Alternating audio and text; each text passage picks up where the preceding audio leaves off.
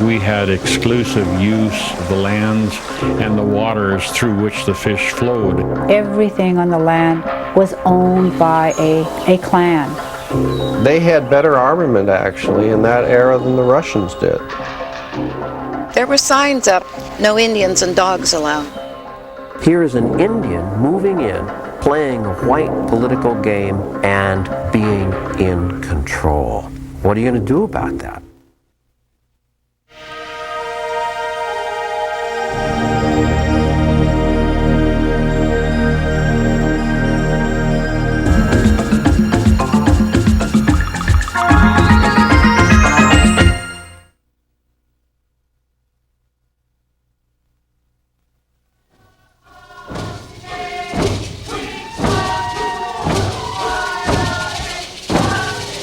When my people tell a story, we begin by saying we have been here since time immemorial, since the days when Raven made this land for us.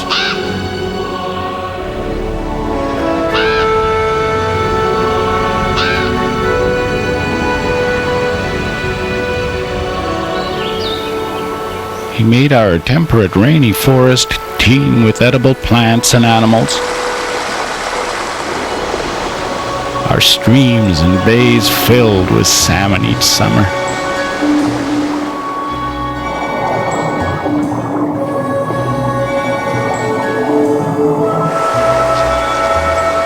The place overflowed with life and spirits.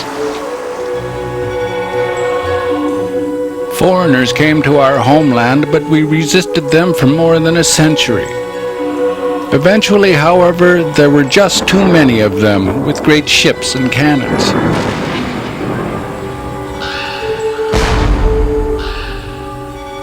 The things that saved us were those that made us great in the old days, our fiercely competitive pride, our intelligence, and ability to adapt. So we fought a new kind of battle for survival with new weapons: money, lawyers, and votes. We understood this new battle instinctively, for even in our ancient warrior days, we were always masters of commerce, politics, and law.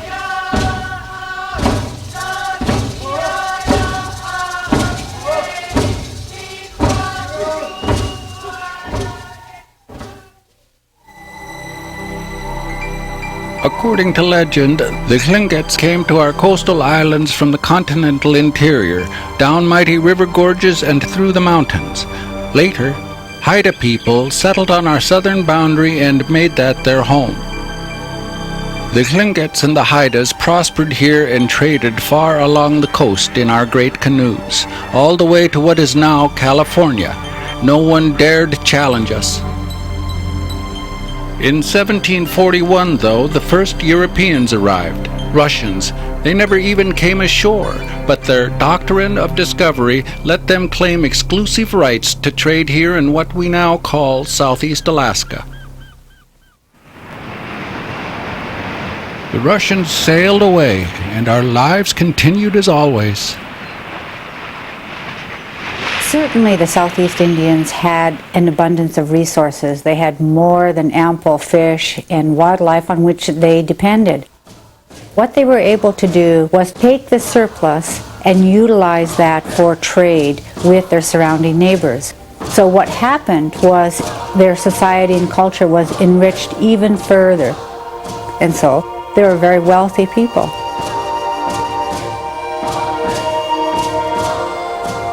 Wealth, prestige, and ancestry were everything in our world. Indeed, our ceremonial life centered around the potlatch, a great feast where wealthy clans gave away vast riches. So that is, distribution of resources, distribution of wealth, and the giver, prestige and status is increased. Also, it acts very much like a bank because I give everything away. In the future, there is that expectation that I'm going to get some resources when the opposite side holds their potlatch kind of in response to our activities. According to our law, no offense or damage was ever forgiven or forgotten until balance was restored among the clans, whether through blood or restitution. Usually, blankets, dried fish, or even temporary rights to fish another clan's stream. Everyone knew which clans held fishing rights on which streams. And I think that every study that's been done of Tlingit people show that they had a highly developed sense of ownership of land. Everything on the land was owned by a clan. The Russians knew nothing of our laws when they returned in 1799. In that interim, the Tlingit and the Haida were dealing with the fur traders. One of the major acquisitions that the Tlingits had from the fur traders, especially the American fur traders, were guns, muskets, cannons. They had better armament actually in that era than the Russians did. They would be glad to trade furs with Russians or with English or with Americans or with French. They respected trade. That's what the Tlingits were. The Russians built their trading post, New Archangel, near the stronghold of the Kiksadi clan. The natives called their village Shiatika, today known as Sitka. The Russians accepted native law outside their stockade walls, and the Kiksadis rarely went inside. It was an uneasy peace of mutual trading interest until 1802.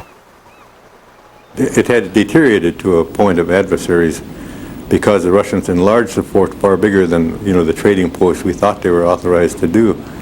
In fact, they came to regard that portion of the land as their own. That attitude offended the Kiksadis, so they appointed a war chief named Katlian and made a battle plan with other villages. Simultaneously, they attacked New Archangel and other Russian outposts throughout the archipelago.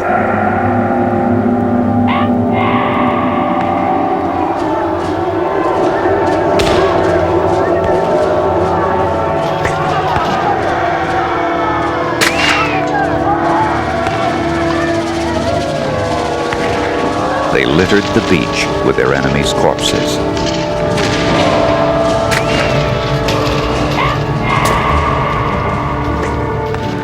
The Tlingits' victory lasted for only 2 years. In 1804, the Russians returned, this time with a warship and 150 Aleut fighters armed with muskets. The Tlingits retreated from Shiatika, and the Russians built a new, stronger fortress there. The Tlingits resumed a wary peace with the Russians until 1805, when a Russian party foolishly took over a Tlingit salmon stream at Yakutat. There were protests by the Tlingits against the Russian use of their salmon streams. It was basically theft as far as the Tlingits were concerned. They would be glad to trade, but they could not tolerate it. It was just total anathema under their law that someone would come in and take their fish. So the Tlingits burned the Russian fort at Yakutat and killed the entire garrison. In time, New Archangel grew into a small city with European refinements, a library, and a theater. The Russians made it their new capital for Russian America, and visiting American and British sea captains called it Paris of the Pacific. There was a Russian official that visited Alaska.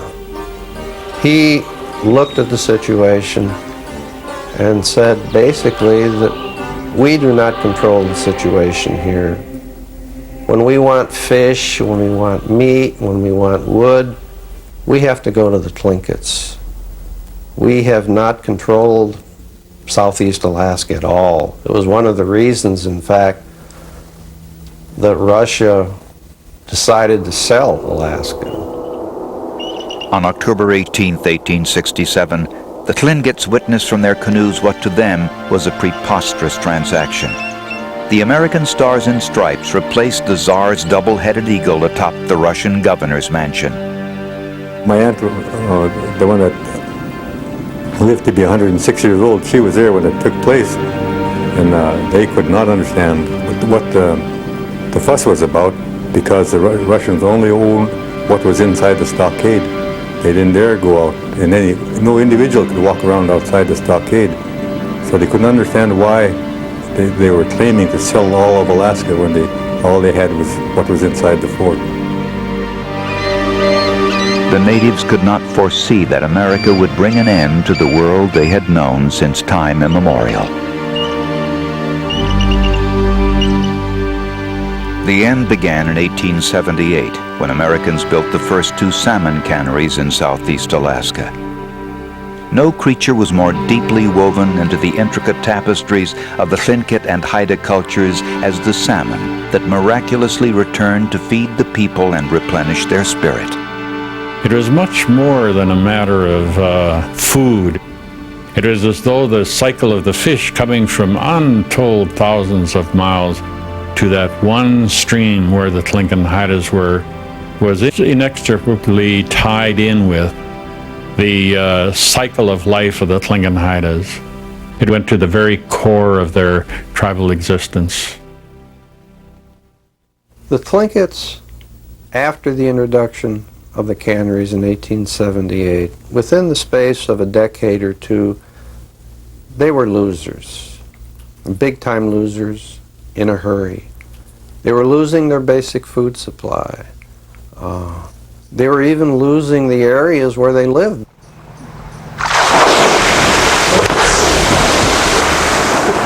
In 1882, a Tlingit shaman died in an accident working for an American whaling company. Under Tlingit law, his clan took American hostages. They soon released the hostages unharmed, but demanded compensation according to their law. The Americans decided to show whose law was supreme. They sent a heavily armed revenue cutter.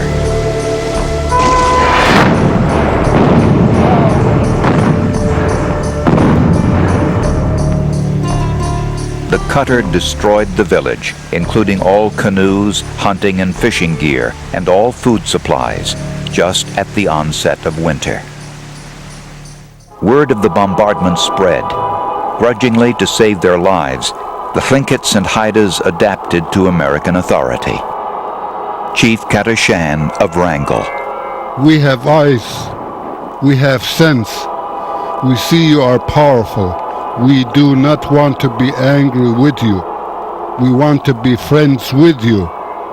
It is not right for such powerful people as you are to take away from poor people like we are. Our creeks and hunting grounds. The time will come when we will not have anything left.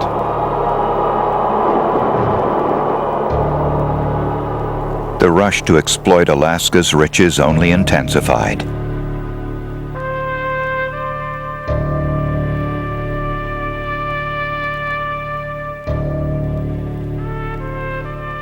The canneries quickly learned where native fishermen made their best catch and sent their own fishermen there.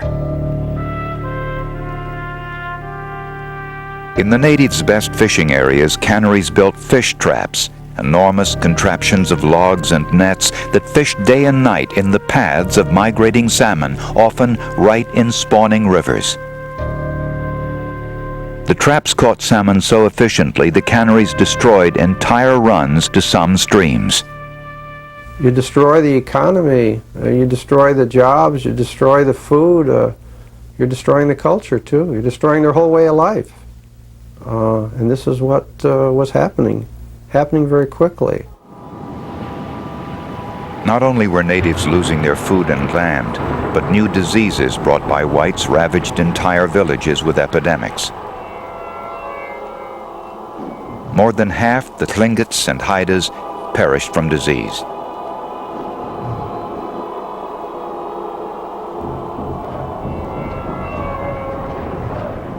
In the traditional culture, it was the shaman, along with his knowledge or her knowledge of the medicines, natural medicines, that Tlingits were able to deal with diseases.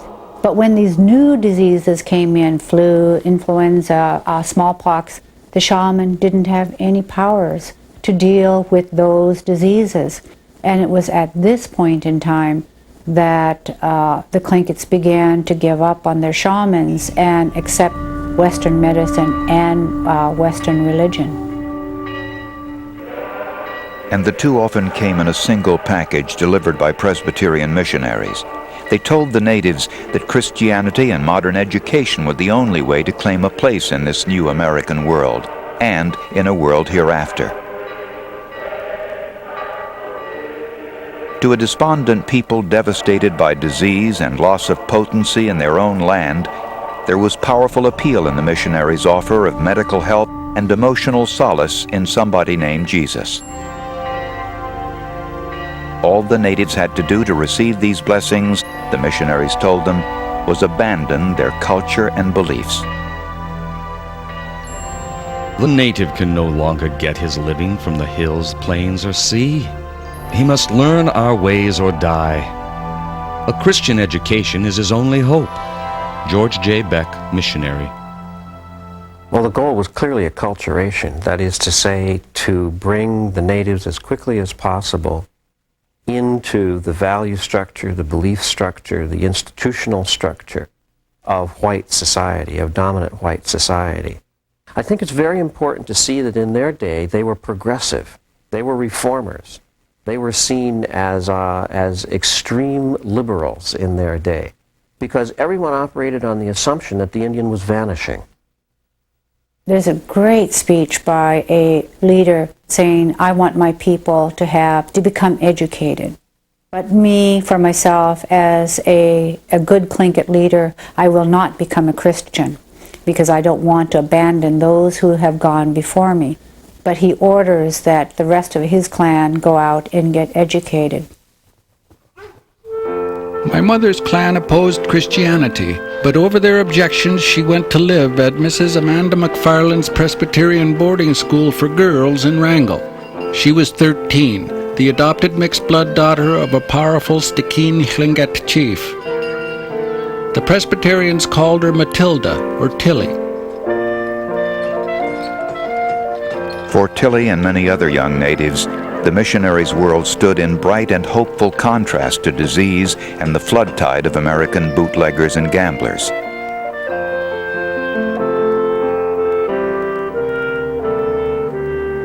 My mother Tilly grew up with the missionaries and married my father Louis, also a mixed-blood native Christian. They traveled around southeast Alaska preaching the gospel in Tlingit until my father was killed in a boating accident. Suddenly, Mother was a 22-year-old widow with 3 sons. The young widow's savior was the Reverend Sheldon Jackson, the chief architect of the Presbyterians' acculturation strategy in Alaska. Jackson worked tirelessly to raise money and build schools for natives.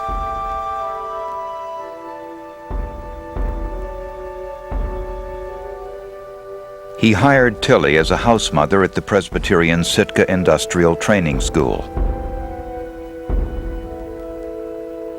Tilly sympathized with the cultural pain of her students torn between two worlds. She translated into English many of the old tales the elders told her as a girl. Her students, lonely for home, loved to hear her read them. But Tilly ended her stories with a contradictory warning. Raven is a myth. The shaman is an impostor.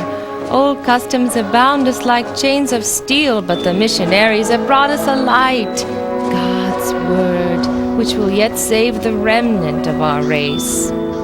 My grandmother was, I say, a victim of the missionaries, that the Indian ways, myths and legends and language and social laws were, quote, wicked, unquote.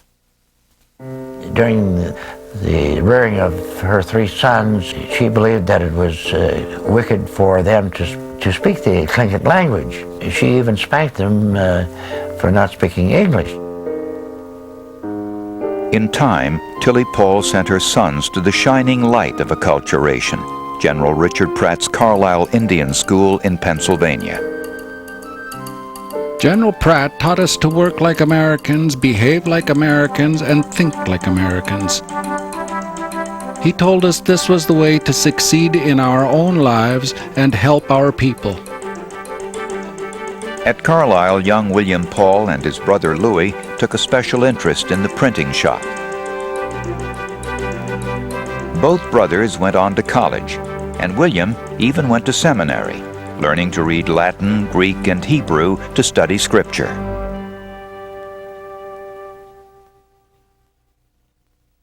The Paul brothers enjoyed better treatment outside Alaska than their people did back home. Alaska natives could not be citizens unless 5 whites testified they were civilized.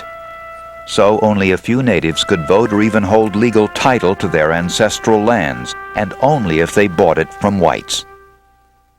When you think you own the land to begin with, and you don't know how you lost it, you have some difficulty going up to somebody and buying the land that you've always occupied. Meanwhile, at the Sitka Industrial Training School, Tilly Paul organized her brightest students into a Christian public service group. After graduation, some of them met to discuss the discrimination they suffered. They were angry, a deep anger inside of them that they were considered second-class citizens. And they were determined to have all the attributes of first-class citizens. They wanted to be able to compete with the new culture that was coming in. Because of the caste and the clan system, we were very, very competitive people. In 1912, they created a new organization to advance their cause.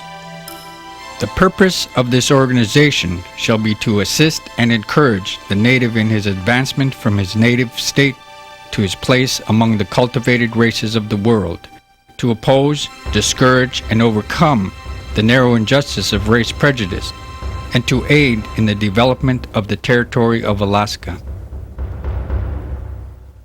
The Alaska Native Brotherhood, or the ANB, was America's first native-led civil rights organization. Ironically, the most influential founder of the Alaska Native Brotherhood was not originally from Alaska. Peter Simpson was a Tsimshian Indian, born in coastal Canada, who later moved to southeast Alaska. We Native Alaskans want to find out why we cannot become American citizens. When a native discovers a ledge of gold bearing quartz, the mining law will not let him hold it in his own name. He must go find his white friend and take him to the place and have it put in his friend's name. We have a right to be judged by our Christian and civilized lives. Peter Simpson. Peter Simpson spoke for the new modern native when he urged traditional elders not to impose tribal obligations on the younger generation. But as long as we like to stand on the threshold and step on the 2 floors, white man's floor and old custom floor, we will never make any headway toward the goal we are after, American citizenship. Education, good character, truth, and honesty is the style today, not the old uncles and old customs. This was a conviction shared both by the government, manifest through the U.S. Bureau of Education, which operated native schools. It was the view of the Presbyterian mission, and it was the view of the founders of the Alaska Native Brotherhood. To put it vulgarly, to become white people. We could not use our own language. In fact, you couldn't even join the organization if you were going to use the Tlingit language only. You could only join it if you're an English-speaking person. But that wasn't all. Peter Simpson believed that natives must give up their clan rivalries, that tribalism give way to unity through the ANB. He was pretty much known as a peacemaker. At the convention, the battles would get really hot, and fiery on the floor. And he would say, well, let's sing Onward Christian Soldiers, which is the main song of the Alaska Native Brotherhood, and then he would pray or ask someone to pray, getting them back into focus. So he was very instrumental in keeping peace within the Grand Camp, which was not a very easy thing to do. It would have been marvelous to have seen him, to have known him, because obviously he was a man with great spiritual quality and great inspiration. Also a practical man. He was a shipbuilder. He owned his own shipyard over at Ketchikan. He was not a monk. He was a man of the people.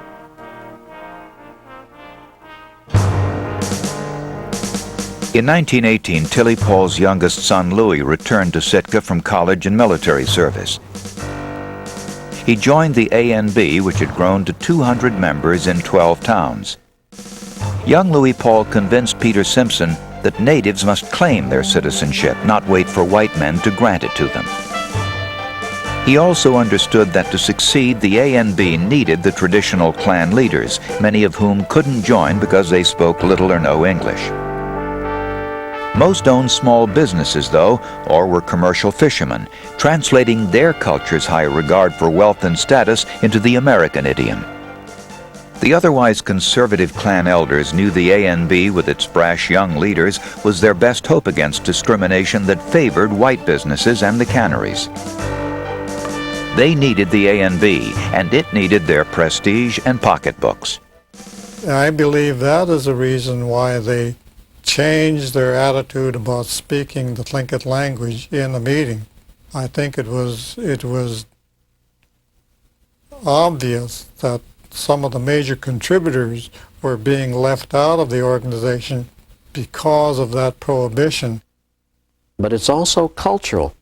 And so these people did not become non-Indian simply because they became Christian and acculturated and Presbyterian and educated.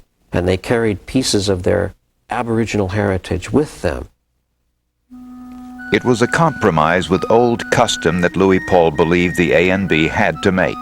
He was patient and could work with the elders in their long, deliberative ways. But Louis and Peter Simpson needed a different kind of leader to challenge discrimination. They needed a warrior, and they found him in 1920 when Louis's brother William returned to Alaska as the first Tlingit lawyer. I think it's clear to say that William Paul not only energized the organization in a new way, but he also politicized the organization. He took it into politics, and he did so from several motives, one of which was to make it more effective and to pursue a clear political agenda. But he also had personal political ambition, and he used the Alaska Native Brotherhood as his personal political base from which to launch himself into politics. He did both very, very successfully, extremely successfully. My father was either loved or hated. Either they believed thoroughly in him or they despised him. Anyone who knew William Paul understood that he wasn't afraid of a fight. He believed in the confrontational when it would serve the purpose. He was very strong in what he believed, which I had to admire him for that. And I told him, William, I think you missed your calling. You should have been a preacher. He said, no, I'm right where I should be. I am opposed to discrimination on account of race, color, or previous condition of servitude in all matters directly affected by law or public institutions. I personally believe that conservation of fish means the abolishment of traps. On account of my present views, cannerymen, trapmen, and their dependents call me a dangerous man, a radical. My so-called radicalism is nothing more than the application of the Golden Rule to the practical affairs of government. While William was outspoken, his brother Louis had other strengths that mattered more with some natives. Louis had more grasp of the culture. I heard William Paul speak to the delegates one time in Tlingit. I could hear the remarks of the older people saying, he thinks like a white man. He may have been right on the issue, right on target, but how he approached our people was off target. So the brothers worked as a team. William, the brutally hard-headed strategist, relied on his brother Louis, the charming advocate, to sell his plan to the ANB membership.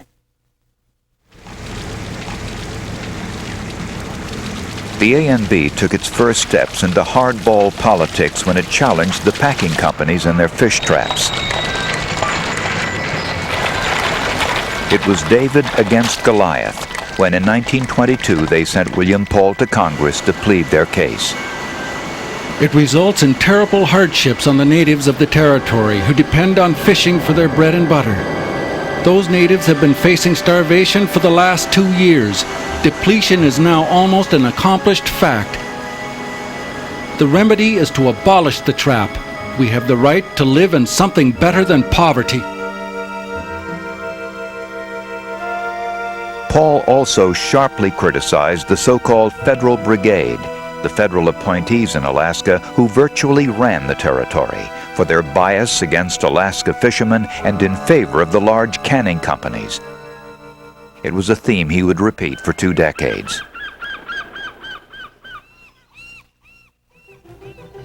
To overcome communication problems with many island-bound villages, the ANB published a newspaper. For a decade, the Alaska fisherman was synonymous with the ANB political agenda, opposition to fish traps, and its founder and passionate editorial writer, William Paul. The fight for democracy depends on the natives of Alaska. No one suffers more from the rule of foreigners than they do. With us there will be joined all those who love liberty and justice.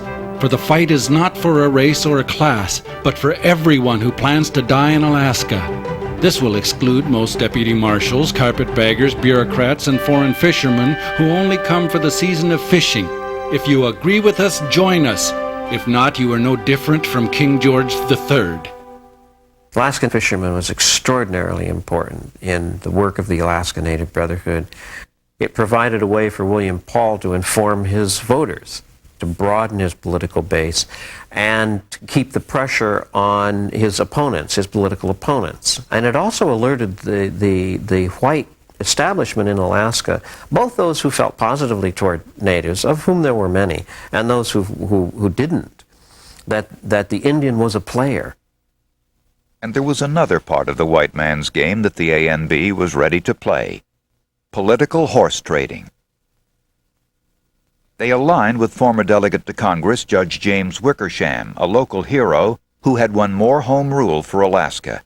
In 1922, the ANB delivered a winning margin of native votes to the Wickersham slate of local candidates. Well, I think what happened was that William Paul, having demonstrated his political prowess and his willingness to play the political game, really threatened the white political power structure. And so the white leadership in Wrangell decided to challenge William Paul. And I think that everybody knew that this was coming. There's a letter from the Wrangell City Council or the Wrangell election judges saying we're going to challenge Indian voting. They challenged William Paul's clan uncle, Charlie Jones, a staunch ANB member and highly regarded clan leader. He went to the polls with Tilly Paul Tamery, William's mother, now remarried. And I think it was utterly no accident whatsoever that Tilly Paul Tamery also goes to the polling place at the same time that Charlie Jones does, and that William Paul then takes the case to court and defends these two Indians who have been accused of violating the law by voting when they weren't citizens. William Paul wins that case. With native citizenship and votes now affirmed by the courts, the ANB mobilized throughout the archipelago to build a solid native voting bloc. It took dozens of ANB community leaders and hundreds of grassroots workers and voters. The English language at that time was a formidable barrier. We had to train our voters, and we were able to memorize the ones that we wanted to vote for, how the names were written, how to pronounce the names. In the 1924 election, tallies came in slowly from outlying villages. But the canoe vote, as some white men called the native vote, won out. The ANB delivered a resounding victory to friendly candidates. The canoe vote also elected the very first Alaska native to the territorial legislature, William Paul. This was a big wake-up call because he delivered enough votes that he could swing a close election. The white political leadership went berserk over this. Here is an Indian moving in, playing by white rules, playing the white political game, and being in control. What are you going to do about that? There is an Alaskan dictator. His name is William Paul, the Indian attorney. William Paul, self-appointed dictator, stands convicted by his own acts of being a hypocrite, a purveyor of falsehood and misrepresentation, and a positive menace to the higher aims of American citizenship. The attack was led by John Troy, publisher and editor of the Alaska Daily Empire in Juneau. William Paul used the Alaska fishermen to fight back. We found that there was a political ring composed of the attorneys of the large cannery and mine corporations who operated by and with the Juneau Empire and who controlled the Democratic or Republican federal brigade for their common purpose at the expense of resident Alaskans. Until the corruption which emanates from the mind and pen of John W. Troy ceases to flow in the territory, the fight will continue, and we will prevail. For though they be desperate men, our cause is just. In the territorial legislature, Paul was a shrewd political infighter, winning for natives workers' compensation, widows' pensions, and other protections previously denied his people. He spoke so passionately of the plight of widows during legislative debate that the stenographer, enthralled, forgot her typing, then broke into tears. We must have a white man's party. Not alone for the protection of the white people, but because the welfare of the Indians demands it. Unless controlled through illiterate Indians, voting en masse as Indians rather than as individual units, is quickly terminated, racial antagonism will be developed that it will take a lifetime to eradicate. John Troy, publisher. The demand for a literacy bill comes almost entirely from the Juneau Empire and for the express purpose of stopping Indians from voting. The Juneau Empire is the organ of the fish trap interests. The Indians have combined with the white fishermen to abolish the fish traps. Would it not be a fine stroke if the empire could hamstring the enemies of the traps? With racial tensions running high in the territorial legislature, the ANB fought the voting literacy bill. Representative William Paul lacked the votes to kill it, but he managed to water it down to the point of ineffectiveness through crafty parliamentary tactics. He won re-election in 1926. In 1928, William Paul stood for election to the legislature for a third time and was on the verge of victory. It looked like he was going to be able to sweep in again. Just days before the election, newspapers reported that the canned salmon industry paid William Paul to help lobby Congress for a more stable system of fish trap leases. So here was William Paul taking money from the enemy.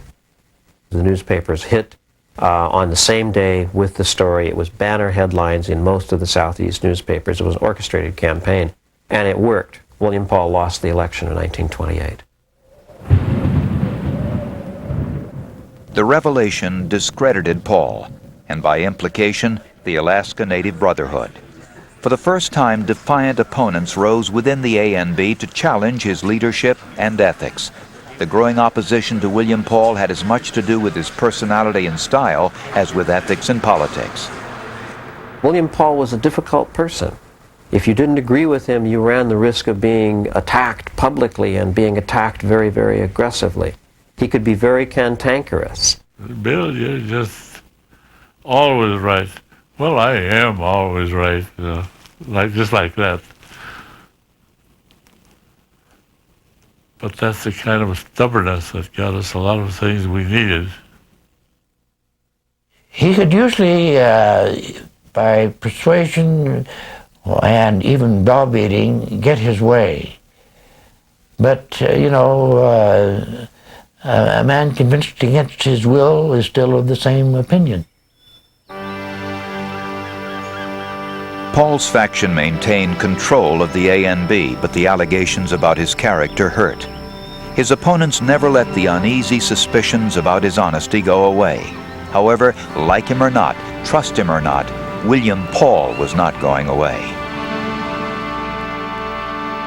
I believe in the voice of the people, and so I have no complaint at the result of the last election. It is the people's wish. So may it be. In regard to my future plans, I have this to say, that I will not deviate one particle from my past political program. And he got his chance to prove it in 1929, when Ketchikan Public Schools expelled most Native students, claiming they should attend federal Indian schools. Nettie Jones never thought to challenge discrimination until her daughter Irene was expelled. I think in those days, especially a woman, you didn't expect her to stand up and say what she believed. I think maybe she did it because she didn't want people pushing her around. And her kids was, included in that. She believed that she had as much right as anybody else, to be treated fairly. So with help from the Alaska Native Brotherhood, Nettie Jones sued the Ketchikan schools. The ANB's attorney who tried the case without fee was William Paul. In court, William Paul showed that all the practical reasons the schools gave for expelling the Native students, like overcrowding, were lies. The ANB won the case, defeating in Alaska the then accepted national doctrine of separate but equal schools for non-whites. The Natives' victory came 25 years before the U.S. Supreme Court ordered integration for the rest of America's schools. However, in Ketchikan in 1929, Nettie Jones had exposed wounds of anger and shame no one wanted to face. After the trial was over with, she said it was so funny that the Indians wouldn't talk to her and the whites wouldn't talk to her. Nobody would talk to her.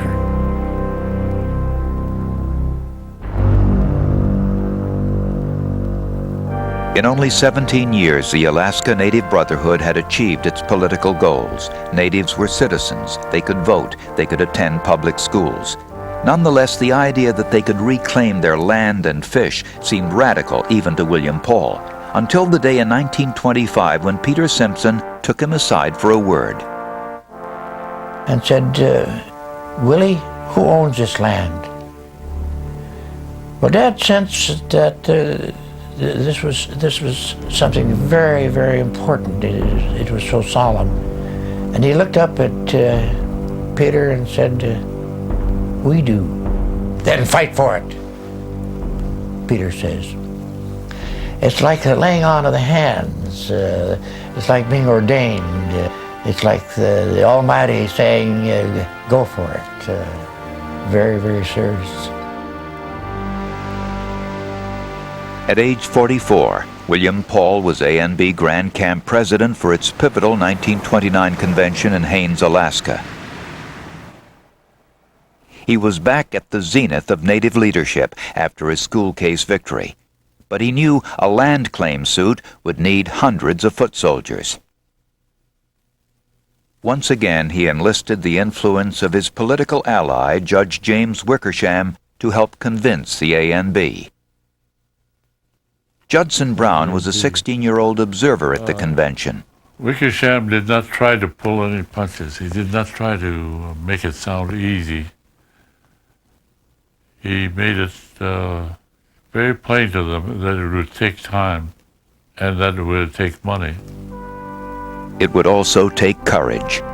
William Paul called for a show of hands.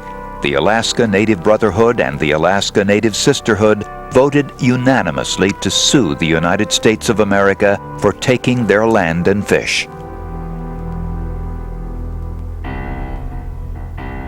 Under the Constitution, the Tlingits and Haidas needed permission from Congress to sue the United States. They got it in 1935. Congress required, though, that the Tlingits and Haidas, two distinct peoples, must form a unified central council and file a single lawsuit. It was easier for the government that way. Ironically, William Paul, always a Republican himself, nonetheless became an insider with Franklin Roosevelt's New Deal Democratic government that favored native rights advocates. In Washington, Paul took every opportunity to criticize, even embarrass the Alaska Federal Brigade before their new Democratic bosses. there was no shortage of people eager to see William Paul stumble and fall. And he did. In 1936, Paul was legal counsel to a Senate committee holding hearings in Alaska. So William Paul came back to Alaska in 1936 with a lot of power. One day, while they were holding hearings in Ketchikan, a process server showed up and served William Paul with papers. He was being sued for violation of legal ethics. And he was served right while he was serving as counsel of this Senate committee. The time and place were perfect to cause Paul maximum embarrassment. The Bar Association investigated and found that Paul withheld settlement funds from 5 Native clients after a lengthy and complicated case. It was a serious breach of legal ethics. Historians have commented, and I think correctly, that there are any number of members of the Anglo Bar who could have been disbarred for the same sorts of things in that day and age. Why then did they go after William Paul? They went after William Paul because he had enemies, because his style was aggressive, and because he had power. In 1937, the court disbarred William Paul, and he was again an outsider. And he was driven further from influencing the land suit when, in 1939, the ANB created a separate Central Council of Tlingit and Haida Indian tribes to file the land claims as Congress required. The new Central Council still counted on the Alaska Native Sisterhood and Brotherhood to raise money for the land suit through bake sales and sporting events. Native elders carefully placed quarters in donation cans, saying, "This is for my grandchildren."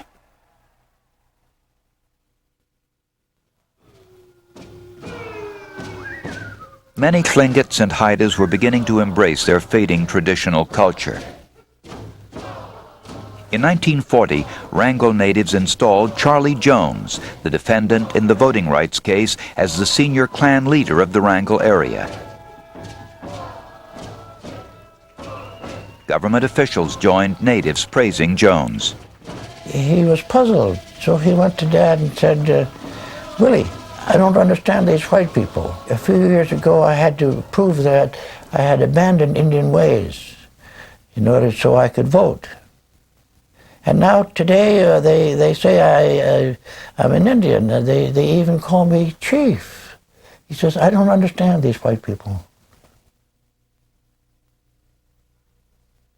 While some whites thought it was all right to be an Indian at a great cultural event, others had a different idea day by day. It's hard for some people to believe in this day and age that it was not that long ago. There were signs up, "No Indians allowed," or "No Indians and dogs allowed." So I thought, well, I like dogs. Dog is man's best friend. And I would think I would rather have a dog for a friend than some of the people I knew at the time. In 1945, natives determined it was time for those signs to come down. So the ANB and ANS fought for a territorial anti-discrimination law and won. It was the first such civil rights legislation in the United States, drafted by a young territorial assistant attorney general, Fred Paul, William's son. Finally, in 1958, the U.S. Court of Claims ruled in favor of the Tlingits and Haidas. So the natives asked for $70 million for the land and the salmon taken from them. It took 10 more years, until 1968, for the court to make an award. Only $7.5 million. Compensation only for the land and at its value in 1902. The court denied their claim for the salmon, saying no one could own migratory fish. I think the Court of Claims clearly missed the proposition that we had exclusive use and right to use of the lands and the waters through which the fish flowed, and that no one anywhere in southeast Alaska or anyone else or anywhere else had dared to assert any right to those fish. There was a strong, almost overwhelming sense that we should appeal the award. William Paul thought the judgment award was too small and denial of the fishery outrageous. Land is ours. Let us fight for it. Notwithstanding the decision of the Court of Claims, that decision is wrong. We should not rest till our highest court says otherwise. I can save a part of it, and I am not beholden to anybody. If you want to fight for your land, send me what money you can raise. The Central Council reluctantly accepted the $7.5 million judgment, along with the court's rejection of their claim to the salmon. Fish is the foundation of the culture of the Tlingit people. And now we have an opinion by a respectable court that the Indians never owned the fisheries. And we have the Indians agreeing. I believe that that convention was that they were traitors to their own culture. Traitors. It appeared that the mathematics of the Supreme Court accepting our case on appeal didn't look very promising. On the one hand, those of us who proposed that we should accept the award and use the award to make it possible for some of the elderly to realize benefits now. The second phase was that we should use the monies also to assist the statewide land claims movement. The Central Council gave $100,000 from their judgment award to a new statewide coalition of natives. The Tlingit and Haida decision opened a path for similar native land claims all across Alaska, and the new statewide group had a strong hold card to play. An enormous oil field had been discovered on Alaska's North Slope.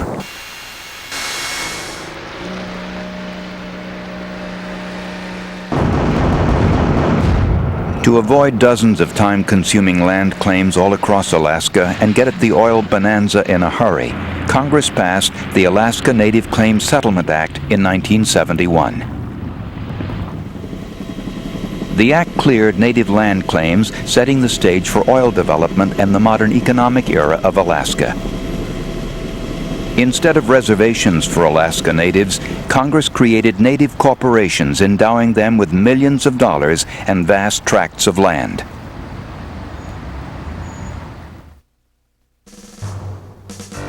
Some say the statewide land claims movement germinated years earlier at a native boarding school in Sitka. A young Eskimo, Charlie Edwardson Jr., or Etuk as his people call him, heard William Paul lecture about civil rights and land claims. Etuk asked William Paul for a reading list and began to study Native American legal history. They stayed in touch. I appreciated as I watched Charlie in action that his mentor at younger stages of his life had been William L. Paul, and they both of them had their styles in terms of never avoiding confrontation if it would help to advance the issue from their perspective. In 1966, Etuk organized several Eskimo elders to file a land claim. They chose as their first attorney 83-year-old William Paul, who was living in Seattle and had been readmitted to the bar. Eventually, William Paul opposed the congressional land claim settlement, warning that it failed to protect native subsistence hunting and fishing rights. He may have been right, because today, sportsmen, natives, and commercial interests still clash over subsistence.